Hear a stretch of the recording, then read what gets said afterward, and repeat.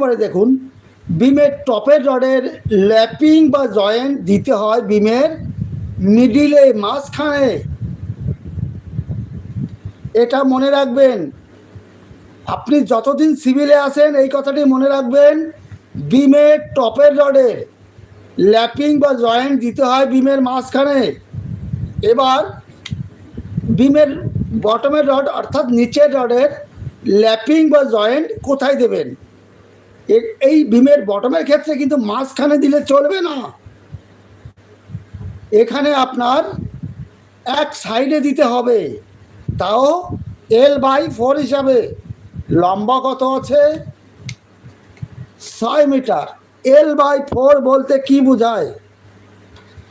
L/4 লম্বা 6 metre আছে, length 6 metre, একে L/4 বলছি 4 দিয়ে ভাগ করব, হচ্ছে 6কে 4 দিয়ে ভাগ করলে হচ্ছে 1.4